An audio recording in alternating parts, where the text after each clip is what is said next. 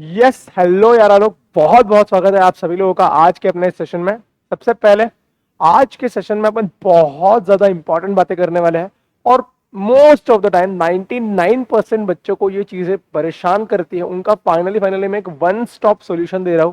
हर वो चीज जो बच्चों को परेशान करती है उसको लिख के लेकर आया हूं मैं, सारी चीजों की समरी बना के लाया हूं, सब कुछ लेकर आया हूं और एक ही जगह पे एक ही साथ में आज आपको वो सारे के सारे जो आपके लॉ के आंसर राइटिंग रिलेटेड, उसकी राइटिंग प्रैक्टिस रिलेटेड जितने भी प्रॉब्लम्स है सबको आज अपन एक साथ ही एक ही जगह पे खत्म कर देने वाले हैं ना। जितने भी लोग नए हैं, मेरे से पहली बार मुलाकात कर रहे हो यार लोग, मेरा नाम है हर्षल क्षीरसागर एंड मेरा सीएस कंप्लीट हो चुका है। इनफैक्ट मेरी एक छोटी सी अचीवमेंट है, I am all India rank 2 when it comes to CS final level.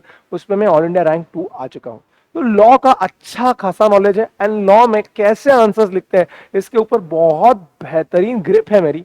तो इसी को ध्यान में रखते हुए मैं आप लोगों के लिए बहुत सारे छोटे छोटे टिप्स और छोटे छोटे प्रॉब्लम्स जो आपके होते हैं उन सभी को एक ही जगह पे हाईलाइट करने वाला हूं। ऑल्सो कुछ पर्सनल प्रो टिप्स भी है जो मैं आपके साथ शेयर करने वाला हूं, जिससे आप आपके पेपर को और सुंदर और बेहतर बना सकते हो। चलो यार लोग, फिर स्टार्ट करते हैं बहुत ज्यादा बातें किए बिना। सबसे पहले how to write answers in the exam, इस टॉपिक को बहुत ज्यादा क्या कहते हैं, एक बबल बन गया है बच्चों के सामने। आप 11 12 से मासूम मासूम बच्चे बाहर निकल के आते हो और आपको पता ही नहीं होता आंसर कैसे लिखना है। कोई गाइडेंस, कोई क्लैरिफिकेशन इंस्टीट्यूट की तरफ से तो नहीं दिया गया है, तो लिखना कैसे है आखिर सर। तो बहुत बेसिक बेसिक जो भी क्वेश्चन बच्चों को होते हैं सब के सब लिख लिए मैंने। तो सबसे पहले बहुत से बच्चे मुझे पूछते हैं क्या सर हमारी हैंडराइटिंग मैटर करती है क्या। हमें थोड़ी देर बाद लिखने के बाद खुद को समझ में नहीं आता है हमने क्या लिखा है, तो क्या हैंडराइटिंग मैटर करती है क्या। वैसे तो अगर मुझे पूछते हो तो handwriting does not make a huge difference, no handwriting matter नहीं करती है। लेकिन अगर आपको पता है आपकी हैंडराइटिंग क्या है, बहुत खराब है, आपकी हैंडराइटिंग पुअर है, आपको खुद को पता है, तो ऐसे केस में प्रेजेंटेशन अच्छा करने के लिए एम्पल स्पेस छोड़िए। बहुत घुस घुस के ऐसा एकदम चिपक चिपक चिपक के मत लिखिए, थोड़ी स्पेस छोड़िए, थोड़ा ईज ऑफ कन्वीनियंस दीजिए चेकर को, वो सांस लेने के लिए उस पेपर में जगह दीजिए एंड थोड़ा थोड़ा बड़ा लिखने की कोशिश कीजिए। कई बार क्या होता है हैंडराइटिंग खराब नहीं होती लेकिन आप इतना छोटा छोटा या ऐसा कुछ तो लिख देते हो जिसकी वजह से क्या हो जाता है, चेकर को चेक करने में और डिफिकल्टी आती है। ऑल्सो वन मोर चीज जो मैंने देखी है हैंडराइटिंग के बारे में, अगर मैं आपको बताता हूं तो बहुत सारे बच्चे क्या करते हैं, उनको आदत होती है, जैसे मेरी हैंडराइटिंग आपको दिख रही है आड़ी हैंडराइटिंग है, तो पूरा का पूरा मैं आड़ा आड़ा ही लिखता जाता हूं, दैट वर्क्स। किसी बच्चे की हैंडराइटिंग एकदम सीधी होती है, दैट वर्क्स। किसी बच्चे की इंक्लाइन टुवर्ड्स मार्जिन हैंडराइटिंग होती है, दैट आल्सो वर्क्स। कैसी भी हैंडराइटिंग हो उससे कोई फर्क नहीं पड़ता है, लेकिन you have to maintain consistency. बहुत बार मैंने देखा है बच्चों को कि स्टार्ट आड़े से करते हैं, बीच में सीधा हो जाते हैं, बीच में इंक्लाइंड हो जाते हैं, फिर ऐसा ऐसा ऐसा ऐसा करते रहते हैं, ऐसी खिचड़ी बनाते रहते हैं एकदम। ऐसा नहीं करने का है बेटा, एक फॉर्मेट, एक स्वर में, एक यूनिफॉर्मिटी के साथ लिखते हुए चलना है। Then how to present, present कैसे करना है। प्रेजेंटेशन काफी काफी नाइस एंड क्लीन प्रेजेंटेशन होना चाहिए। हर एक क्या कहते हैं, हर एक पॉइंट के बाद आपको एक लाइन छोड़नी है। मैं आपके साथ फॉर्मेट्स भी डिस्कस करूंगा, कैसे फॉर्मेट्स होते हैं लिखने के, लेकिन सबसे पहले एक फ्लो में चलते हैं। नाइस एंड क्लीन हैंडराइटिंग रखनी है, एक एक लाइन छोड़नी है एक एक पॉइंट के बाद।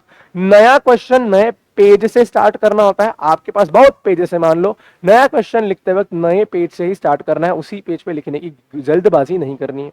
देन पॉइंट वाइज आंसर लिखने हैं पैराग्राफ की जगह। अगर आप पैराग्राफ लिखते हो ना तो चेकर को चेक करने में थोड़ी डिफिकल्टी आती है, उसको पॉइंट्स ढूंढने पड़ते हैं फिर गाइडलाइन आंसर से। उससे अच्छा है अगर आप पॉइंट वाइज बुलेट फ्रेमवर्क में आंसर दे देते हो तो चेकर को चेक करने में काफी इजी हो जाता है। देन अंडरलाइन करने हैं कीवर्ड्स को। आपके जो भी लॉ में पेपर्स आते हैं, लॉ के पेपर्स होते हैं, उसमें बहुत इंपॉर्टेंट होता है कि आप क्या कीजिए, कीवर्ड्स को अंडरलाइन कीजिए। ऑल्सो यहाँ पे और एक इंपॉर्टेंट चीज आपको ये समझनी है कि कीवर्ड्स को आप अंडरलाइन कब करोगे। कीवर्ड्स को अंडरलाइन आप आइदर वो पूरा का पूरा आंसर लिख के होने के बाद करना या फिर पूरा पेपर कंप्लीट होने के बाद करना। 2 वर्ड लिख दिया अंडरलाइन कर रहा हूं, 2 वर्ड लिख दिया अंडरलाइन कर रहा हूं, ऐसा मत करना, नहीं तो बहुत ज्यादा आपका क्या हो जाएगा, टाइम वेस्ट होगा। वन मोर क्वेश्चन जो बच्चों को परेशान करता है वो है कि क्या हमें ओन वर्ड्स में लिखना है। कीवर्ड से याद आया मुझे, क्या हमें अपने ओन वर्ड्स में लिखना है या फिर मॉड्यूल की लैंग्वेज रेप्लिकेट करनी है। आप कोशिश भी करके देखते हो ना तो भी मॉड्यूल की लैंग्वेज आप रेप्लिकेट कभी भी नहीं कर सकते हो। आंसर हमेशा खुद के वर्ड्स में लिखना होता है, लेकिन जो लॉ के कुछ की वर्ड्स होते हैं ना उनको यूज करते हुए लिखना होता है। जस्ट फॉर एग्जाम्पल, अभी आप कहते हो इंडियन कॉन्ट्रैक्ट एक्ट में जब कॉन्ट्रैक्ट कुछ नहीं है, मतलब वो एग्रीमेंट बिल्कुल काम की नहीं है, वो एनफोर्सेबल नहीं है, तो आप क्या वर्ड यूज करते हो, वॉइड वर्ड यूज करते हो, वॉइड एब इनिशियो ऐसे वर्ड्स यूज करते हो। तो आपको वही वर्ड्स लिखने की कोशिश करनी है, अपने शब्दों में आंसर लिखना, लेकिन लॉ के कीवर्ड्स तो यूज कर लो। अभी लॉ के अंदर वॉइड की जगह तुम कह रहे हो the contract shall have no effect, क्यों? वॉइड दिया गया है ना शब्द, तो वॉइड यूज करो। देन कॉन्ट्रैक्ट एक्ट में रेप्यूडेट ऐसा वर्ड यूज किया जाता है। रेप्यूडेट मतलब क्या? कैंसिल कर देना कॉन्ट्रैक्ट को। तो आप लिख रहे हो आई XYZ person wants to cancel his contract, क्यों? लॉ में रेप्यूडेट ये शब्द दिया गया है ना, तो उस कीवर्ड को लेकर आके वहां पे लिख दो ना, तो आपका आंसर और बेटर लगेगा। तो you have to write in your own words, but you have to use the words of law. जहां जहां पे पॉसिबल है वहां वहां पे लॉ के कीवर्ड्स को इस्तेमाल करना ही करना है। देन क्या ग्रामर या स्पेलिंग से इंपैक्ट होता है? क्या हमारा ग्रामर बहुत खराब है या फिर हमारे स्पेलिंग्स बहुत हॉरिबल है तो उससे इंपैक्ट होता है? द आंसर इज यस, होता है। मैं आपको वो गुड गुड बॉय वाले चीजें नहीं बताने वाला कि कोई फर्क नहीं पड़ता कैसा भी लिखो, नहीं भाई। आपका अगर ग्रामर खराब है और स्पेलिंग्स हॉरिबल है तो इंपैक्ट होने वाला है। सिग्निफिकेंट इंपैक्ट नहीं होगा, ऐसा नहीं होगा कि आपको मार्क्स ही नहीं दिए जाएंगे, लेकिन इंपैक्ट तो होता है। अगर आपका ग्रामर बहुत खराब है, आप जो चेकर है वो एक सीए है, वो एक क्वालिफाइड पर्सन है, वो नहीं चाहेगा कि ऐसा व्यक्ति सीए बने जिसको बेसिक इंग्लिश भी नहीं आती है, जिसको बेसिक ग्रामर भी नहीं आता है, तो वो आपके मार्क्स काटने वाला है। इट इज नॉट लाइक कि वो हॉरिबली आपके मार्क्स डिडक्ट कर देगा, लेकिन yes it will have impact on your score. So अगर आपको पता है कि आपका ग्रामर या फिर इंग्लिश खराब है, आपने अभी से उसकी इंप्रूवमेंट के लिए स्टार्ट कर देना चाहिए, क्योंकि चाहे फाउंडेशन लेवल हो, इंटर लेवल हो, फाइनल लेवल हो, हर जगह पे आपको राइटिंग तो करनी ही पड़ेगी। तो अभी से वर्क करना स्टार्ट कर दोगे तो आप इंप्रूव कर पाओगे उसके ऊपर। देन आता है, क्या हमें सेक्शन नंबर मेंशन करना जरूरी है क्या सर? ये सेक्शन नंबर बहुत लोग करते रहते हैं कि क्या जरूरी है क्या मेंशन करना? देखो, अगर आप 200% कॉन्फिडेंट हो, आई एम सेइंग अगेन, आपको 200% पता है कि इसका सेक्शन नंबर क्या है करेक्ट वाला, तो ही लिखना। अगर नहीं पता है तो छोड़ दो, नहीं लिखोगे तो कोई मार्क्स गलत काटे नहीं जाएंगे, लेकिन गलत सेक्शन नंबर लिखकर आ गए ना तो डेफिनेटली मार्क्स काटे जाएंगे। इसीलिए अगर आप 110% 200% कॉन्फिडेंट हो कि मुझे इसका सेक्शन नंबर आता है तभी लिखना है, नहीं तो लिखने की जरूरत नहीं है, at least at your foundation stage. फिर भी कुछ इंपॉर्टेंट सेक्शन नंबर्स होते हैं जो मैं क्लास में बताता हूं कि कंपनीज एक्ट के ये कुछ इंपॉर्टेंट सेक्शंस है, इंडियन कॉन्ट्रैक्ट एक्ट के है, सोगा के है, तो वो आप याद करके वो आप लिख सकते हो। लेक्चर्स के ड्यूरिंग में बताता रहता हूं कि इन सेक्शन नंबर्स को याद करके जरूर जरूर जाना। अगर वो आप 100% कॉन्फिडेंट हो तो आप लिख के आ सकते हो। Next stage, marks versus content. ये तो बच्चों का डिबेट खत्म ही नहीं होता। तो ये पूरे के पूरे एक दिन पहले भी आ गए हैं लॉ का पेपर लिखने को, अभी भी बोलते हैं सर मार्क्स और कंटेंट का क्या रिलेशन है? अगर 2 मार्क के लिए तो बहुत कम लिखना है क्या? 7 मार्क के लिए तो बहुत ज्यादा लिखना है क्या? The answer is no. Length depend करती है क्वेश्चन ने कितना पूछा है। खासकर 2 मार्क का क्वेश्चन हो, 7 मार्क का क्वेश्चन हो, क्वेश्चन ने क्या मांगा है ये पूरा का पूरा आपको लिखना है। क्वेश्चन ने 2 मार्क के क्वेश्चन में अगर 4 प्रोविजंस पूछ रखे तो वो चारों के चारों लिखने पड़ेंगे, भले ही फिर आधा या 1 पेज भी भर जाए। अगर क्वेश्चन 7 मार्क का है और क्वेश्चन ने बहुत कम प्रोविजन पूछा है तो बस उतना ही लिखना है, और ज्यादा लिखने की जरूरत नहीं है। अगर क्वेश्चन बहुत लेकिन कम मार्क के लिए है तो सिर्फ और सिर्फ जो मोस्ट रेलिवेंट प्रोविजंस है ना वो लिख के आना, इधर उधर के प्रोविजंस लिखने की जरूरत नहीं है। ऑल्सो हाउएवर कोई भी fixed length as such marks को अलोकेट नहीं की कि 7 मार्क का है तो 2 पेज लिखना है, 6 मार्क का है तो 1.5 पेज लिखना है, ऐसी कुछ फिक्स्ड लेंथ अलोकेट नहीं किया है। जितना पूछा गया उतना तो लिखना ही पड़ेगा। ये कोई बीकॉम या 11th-12th की एग्जाम नहीं है कि 5 मार्क का क्वेश्चन आ गया मतलब 1 पेज ही लिखेंगे, 10 मार्क का क्वेश्चन आ गया मतलब 3 पेज ही भरेंगे। ऐसा कोई यहाँ पे क्राइटेरिया सच नहीं होता है, जितना पूछा है उतना लिखना पड़ता है। Then should we give examples, क्या हमें एग्जाम्पल्स देने चाहिए क्या? Answer is yes. अगर आपको पॉसिबल है, आपको याद है तो एग्जाम्पल्स जरूर जरूर देने चाहिए, लेकिन एग्जाम्पल्स देते वक्त हमेशा एक बात याद रखना कि एग्जाम्पल देने से फायदा ऐसे होता है कि चेकर को समझ में आता है कि इस बच्चे को कंसेप्ट क्लैरिटी बहुत अच्छी है, बाकी बच्चे शायद सिर्फ रट के आए हो, लेकिन आपने एग्जाम्पल दे दिया, इसका मतलब आपकी कंसेप्ट क्लैरिटी क्या है, बाकी दुनिया से थोड़ी बेटर हो जाती है। तो डेफिनेटली एग्जाम्पल्स आप दे सकते हो। जो बहुत कम मार्क्स के क्वेश्चन के लिए एग्जाम्पल देने की जरूरत नहीं है, लेकिन जो बड़े बड़े क्वेश्चन है उनको आप एग्जाम्पल्स दे सकते हो। देन आता है time limit. Sir is there any time limit जो हमें क्वेश्चंस लिखते हुए फॉलो करनी चाहिए? ऐसा मैं अगर कहूँ तो एज सच कोई टाइम लिमिट एज सच नहीं होती है, लेकिन जस्ट मैंने एक रफ टाइमलाइन आपके सामने बना के लाई है कि आप ये कुछ टाइमलाइन फॉलो कर सकते हो कि अगर 7 मार्क का क्वेश्चन है तो 10.5 मिनट से ज्यादा का टाइम मैं नहीं दूंगा। अभी अगर आप टेक्निकली पूरे के पूरे आपके 3 आवर्स को पर मार्क के हिसाब से डिवाइड करते हो तो आपके पास अराउंड 1 मार्क का क्वेश्चन लिखने के लिए 1 मिनट 48-49 सेकेंड्स होते हैं, कुछ तो उस रेंज में आता है। लेकिन मैंने यहाँ पे कम टाइम दिया है आपको। कितना दिया है अगर आप देखते हो तो मैंने सिर्फ 1.5 मिनट दिया है 1 मार्क के क्वेश्चन लिखने को। सर ऐसा क्यों किया है आपने? क्योंकि यारा आपको समझना पड़ेगा, आपको क्वेश्चन रीड भी करना होता है, उसको एनालाइज भी करना होता है, लिखना भी होता है। साथ ही साथ पेपर लिखते वक्त बहुत सारे डिस्टर्बेंसेस भी आते हैं, जैसे बीच में चेकर आ जाएगा, चेकर आके आपको, चेकर क्या बोलते हैं, इन्विजिलेटर आ जाएगा, बीच में आपका पेपर उठाएगा, साइन कराएगा, उसमें 2-4 मिनट चले जाते हैं।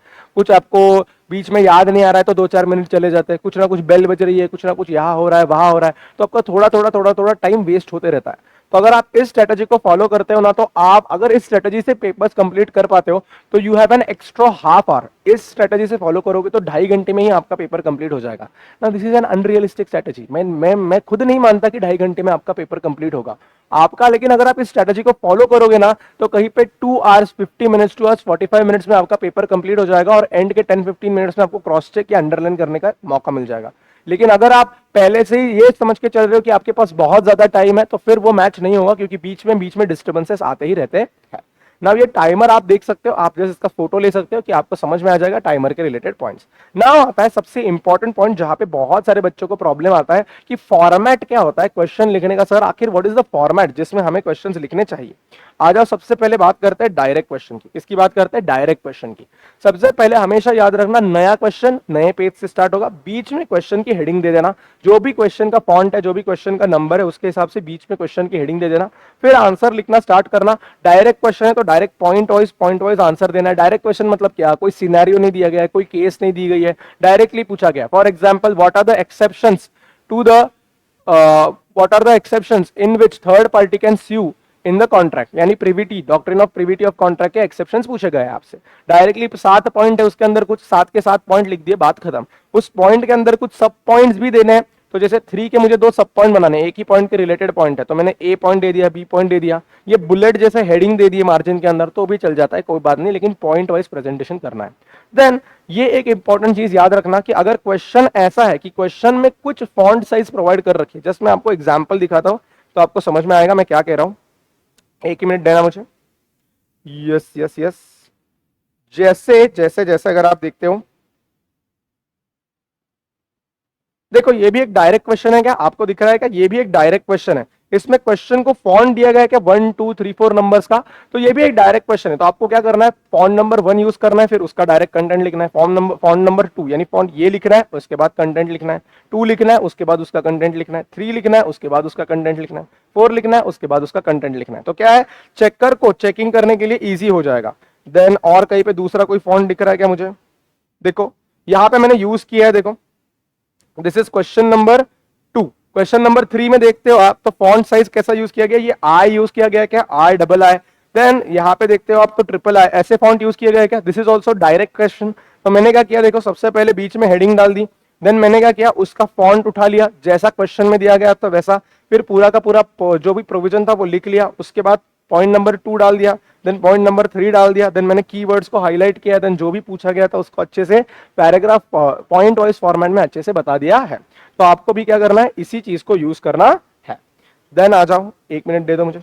यस, तो क्या देखो, अगर क्वेश्चन ने कोई फॉर्मेट दे रखा है तो उसको यूज करना जरूर यूज करना है, ताकि चेकर को चेक करने के लिए इजी हो जाता है। नाउ आगे बढ़ते हैं आपके नेक्स्ट फॉर्मेट की ओर, जो है केस बेस्ड क्वेश्चन का फॉर्मेट। केस बेस्ड क्वेश्चन का फॉर्मेट में जब मैं बात करता हूं तो सबसे पहले क्वेश्चन की हेडिंग तो आपको पता ही है। सबसे पहले आपको जो डालना है वो है प्रोविजन। क्या है? Provision. What do you mean by provision? Provision में आपको ये लिखना है कि जो भी रेलेवेंट लॉ है ना क्वेश्चन से रिलेटेड, वो आपको लिखना है। अभी कंसिडरेशन पे क्वेश्चन आया तो आप पूरा कॉन्ट्रैक्ट एक्ट लिखोगे क्या? नहीं, जो कंसिडरेशन के रेलेवेंट प्रोविजन है वो प्रोविजन आपको लिखने हैं। स्टार्ट कुछ ऐसे कर सकते हो, as per the section of dash act. अगर आपको सेक्शन नंबर आता है तो, अगर सेक्शन नंबर नहीं आता तो as per relevant provision of act और लॉ, इंडियन कॉन्ट्रैक्ट एक्ट यहाँ पे आ जाएगा। फिर क्या है, पॉइंट वाइज आंसर देना है। देन अगर आपको कोई केस लॉ ना आता है, जैसे मान लीजिए बल्फर वर्सेस बल्फर मुझे लिखना है, वो रिलेटेड केस लॉ है इस क्वेश्चन से रिलेटेड, तो मैं क्या लिखूंगा? इन बल्फर वर्सेस बल्फर इट वाज हेल्ड, और जो भी डिसीजन था, जो भी मेन क्रक्स था, क्या डिसीजन था? Social agreements are not valid contracts. तो यहाँ पे मैं बस उसको लिख के बात खत्म कर सकता हूँ। तो प्रोविजन में क्या लिखूंगा मैं? लॉ लिखूंगा सबसे पहले, ऊपर के सेक्शन नंबर आते हैं तो लिखूंगा, नहीं तो as per the contract act लिख दूंगा। फिर पॉइंट्स नंबर दे दिए और फिर केस लॉ का नाम दे दिया। अगर मुझे केस लॉ का नाम पता है और उसका रेलेवेंट डिसीजन पता है तो वो मैंने यहाँ पे लिख दिया। जो इंपॉर्टेंट क्रक्स है वही लिखना होता है, पूरा केस लॉ लिखने की जरूरत नहीं होती। फिर मैं जाऊंगा एनालिसिस एंड कंक्लूजन में। Now this is a debate कि फैक्ट्स लिखने भी चाहिए सर कि फैक्ट्स लिखने की जरूरत नहीं है। इसका आंसर किसी के भी पास नहीं है, लेकिन अगर अपन इंस्टीट्यूट के गाइडलाइन आंसर्स देखते हैं तो कहीं ना कहीं पे इंस्टीट्यूट के गाइडलाइन आंसर्स में अपने को ये समझ में आता है कि इंस्टीट्यूट डायरेक्टली फैक्ट्स तो नहीं लिखती है, लेकिन वो क्या करती है, फैक्ट्स का एक ब्रीफ पार्ट लेती है और उस पर अपन ने जो ऊपर लॉ लिखा था ना उसको अप्लाई करके बताती है।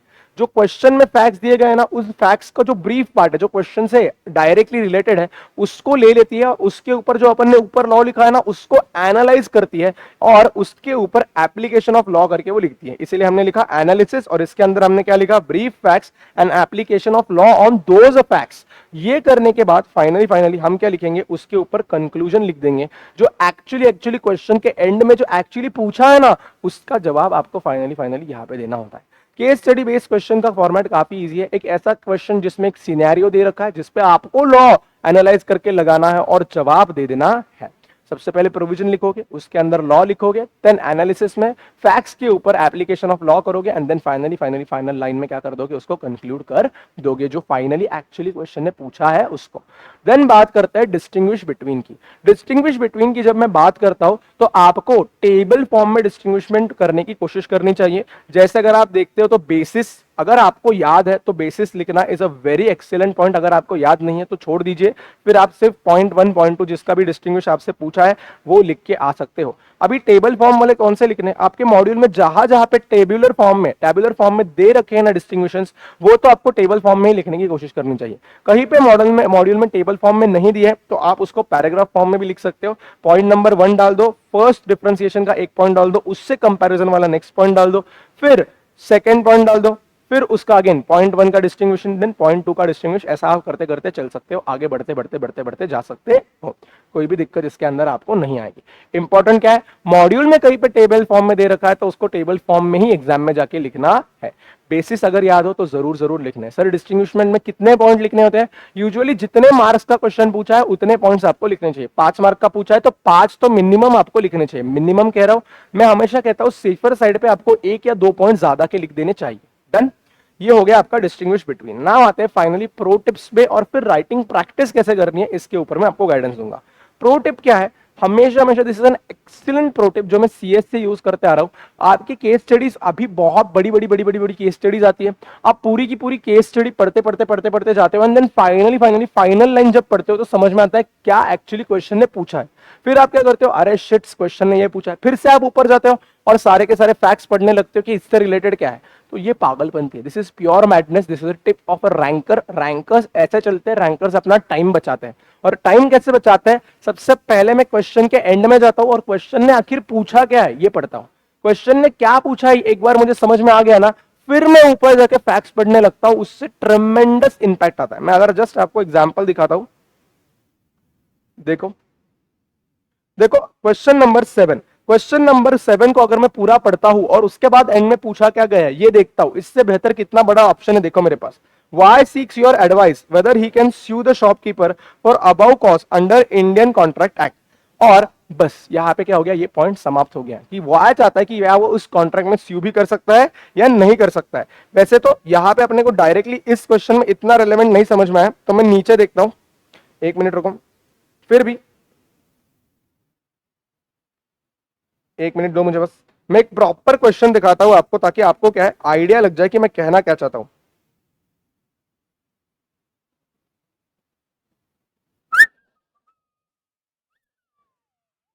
ठीक है चलो इसी क्वेश्चन को देखते हैं अपन, जो क्वेश्चन देख रहे थे मुझे एग्जैक्ट क्वेश्चन अभी नहीं मिल रहा है तो देखते हैं। अगर आप क्या देखते हो, वाई सीक करता है एडवाइस की क्या वो शॉपकीपर को स्यू कर सकता है या नहीं। तो आपको पता है कि वाई के साथ शायद यहाँ पे कुछ गलत हो रहा है और वो क्या सीक कर रहा है, आपकी एडवाइस सीक कर रहा है। तो आप जैसे ही यहां से पढ़ना स्टार्ट कर दोगे, you already know that what do you want. आपको देखना है कि क्या वाई के पास वो अधिकार भी है या नहीं। फिर आप फैक्ट्स देखने उसी नजरिए से स्टार्ट कर दोगे कि कहीं पे भी वाई के पास वो अधिकार आ रहा है स्यू करने का या नहीं आ रहा है। हर क्वेश्चन में एप्लीकेबल होता ही होता है। मुझे एक एग्जैक्ट क्वेश्चन नहीं दिख रहा है जहां पे मैं आपको परफेक्टली एकदम ही बता दूं, लेकिन अगर दिख जाता तो मैं आपको वो भी बता देता। बढ़िया, देन ये एक प्रो टिप है कि पहले सबसे पहले नीचे आपसे एक्चुअली पूछा क्या है ये समझ लीजिए। देन आता है last step, put yourself in shoes of checker since there is actually no such thing as format given by your institute. आप कैसे भी लिख सकते हो, लेकिन हमेशा हमेशा सोचना कैसे है, चेकर की तरह सोचना है। हमेशा एक बात याद रखो कि चेकर का मूड और बहुत सारी चीजें डिपेंड करती है उसके पर्सनल बैकग्राउंड पे।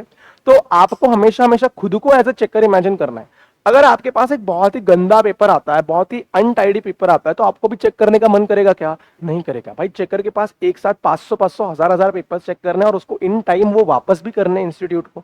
उसके ऊपर ऑलरेडी इतना लोड है, उसमें अगर गलती से उसकी बीवी के साथ या गर्लफ्रेंड के साथ झगड़ा हो गया फिर तो लग गए आपके, आपका पेपर को वाट लगा देगा। या फिर आपका पेपर आने से पहले एक बहुत ही हॉरिबल पेपर उसने चेक किया है तो भी लग जाएगी आपके, क्योंकि आपके भी मार्क्स कट हो जाएंगे। तो ये नसीब नसीब का खेल बन जाता है कई बार। इसलिए इट इज वेरी इंपॉर्टेंट कि आप अपने आप को चेकर के शूज में सोचो और चेकर को कैसे पेपर अच्छा लगेगा इसके हिसाब से आपके पेपर को स्ट्रक्चर करो, तो आपका पेपर बहुत ही बढ़िया जाने वाला है।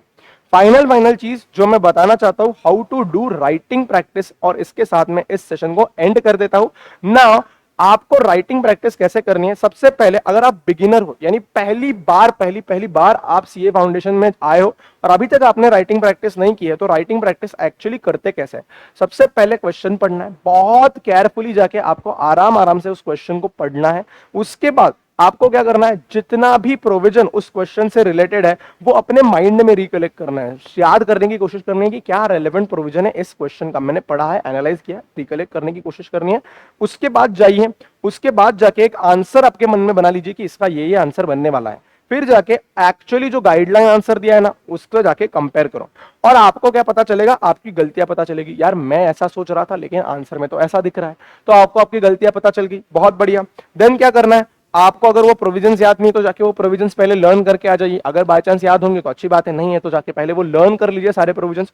फिर क्या करना है, नोट्स जिससे प्रोविजन पढ़ रहे हो या गाइडलाइन आंसर, उसको बंद करके साइड को रख देना है और अपने मन से उस आंसर को लिखना स्टार्ट कर देना है, और एंड में जाके सारे के सारे कीवर्ड्स को हाईलाइट कर देना है। कहीं पे नहीं देखना है, कुछ नहीं करना है, अपने मन से पूरा का पूरा आंसर लिख लेना है, बात खत्म। फिर पूरा आंसर होने के बाद फिर से क्या करना है, गाइडलाइन आंसर से क्रॉस चेक करना है और आपकी गलतियों को एनालाइज करना है। ये अगर आप स्टेप्स प्रॉपरली फॉलो करते हो तो आपको सबसे पहले एक स्किल डेवलप होगा जो है अच्छे से क्वेश्चन पढ़ने का। अच्छे से क्वेश्चन पढ़ने के बाद आपको स्टार्ट होने लगेगा धीरे धीरे क्लिक होना कि क्वेश्चन पढ़ने के बाद उसके अंदर प्रोविजन क्या होता है। एक साथ नहीं आएगा, टाइम लगेगा, इसीलिए बिगिनर का गाइड है।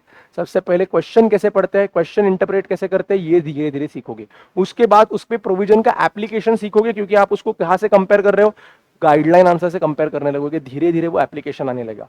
फिर खुद के वर्ड्स में लिखने की धीरे धीरे आदत होने लगेगी, और खुद के वर्ड्स में लिखने के बाद तुमको एंड में जाके जब कंपेयर करोगे ना तो सब समझ में आने लगेगा कि यार गाइडलाइन में तो और बेटर लिखा था, मैं इसको और बेटर प्रेजेंट कर सकता था, और बेटर लिख सकता था। तो आपकी आंसर में इंप्रूवमेंट आना स्टार्ट हो जाएगा। फिर अगर आप थोड़े से प्रो लेवल पे आ गए हो, sir what do you mean by pro level, एक 30-50 आंसर्स तक आप अभी खुद से लिख चुके हो, बिगिनर गाइड के अंदर 30 आंसर्स तक आप खुद से लिख चुके हो, तो देन आता है आपके लिए सेकंड स्टेज। क्या करना है, स्टेप नंबर 1 तो सेम है, सबसे पहले क्वेश्चन पढ़ना है। स्टेप नंबर 2 भी सेम है, रिकलेक्ट करो, माइंड मैप करो, बहुत बढ़िया। फिर भी आपके लिए भी थर्ड स्टेप भी सेम है, आइडेंटिफाई, जाके गाइडलाइन आंसर पढ़ो, अंडरस्टैंड योर मिस्टेक्स, बहुत बढ़िया। मिस्टेक्स अंडरलाइन होने के बाद जैसे ही मिस्टेक्स अंडरलाइन हो गए स्टार्ट करना है timer, depending upon the marks. Timer already मैं आपको बता चुका हूं, जैसे ही आपने गाइडलाइन आंसर पढ़ लिया, गलतियां समझ ली, इमीडिएटली टाइमर पे क्लिक करना है, एंड टाइमर क्लिक करने के साथ साथ आपको आंसर राइट करना स्टार्ट कर देना है। गाइडलाइंस वगैरह सब कुछ बंद करके आंसर लिखना है और कीवर्ड्स को अंडरलाइन करना है। ट्राई करना क्या है, टाइमर के कैलकुलेशन को मीट करने का आपको ट्राई करना है। और फिर जैसे ही आप उस टाइमर के कैलकुलेशन को मीट कर लेते हो तो धीरे धीरे होगा, शायद पहली बार टाइमर ब्रीच हो जाए, दूसरी बार टाइमर ब्रीच हो जाए, बट धीरे धीरे आप इस टाइमर के अंदर फिट इन होने लग जाओगे। फिर जैसे ही आंसर कंप्लीट हो जाता है फिर से आपको क्या करना है, क्रॉस चेक कर लेना है कि आपने क्या सब कुछ सही किया है या गलत किया है। बहुत बढ़िया, ये था कौन सा, प्रो लेवल बच्चों का। अभी आपको फाइनली लेवल किसके लिए तैयार होना है, एडवांस लेवल के लिए तैयार होना है। सर एडवांस लेवल क्या है, अभी आपको पेपर के पॉइंट ऑफ व्यू से सोचना स्टार्ट करना है। प्रो लेवल तक तो ठीक था, अभी you have to be a advance level expert. Expert क्यों सर, क्योंकि अब तो टेस्ट भी देने हैं, अभी तो पेपर भी लिखना है, ठीक है। ये तो प्रैक्टिस थी अभी तक, अभी आपको क्या बनना है, एक्सपर्ट बनना है। तो ऐसे केस में आप एडवांस गाइड पे तभी मूव करोगे जब आपका चैप्टर का रिवीजन कंप्लीट हो चुका है, आपको प्रोविजन पे ग्रिप है, एंड राइटिंग आंसर्स पे आपको क्या है, खुद के आंसर लिखने की कला पे कॉन्फिडेंस आ गया है, तो आप एडवांस गाइड पे शिफ्ट होगे। यहाँ पे फर्क क्या पड़ने वाला है पता है क्या? यहाँ पे आप एक्चुअल जैसे एग्जाम में लिखोगे ना वैसी चीजें स्टार्ट हो जाएंगी।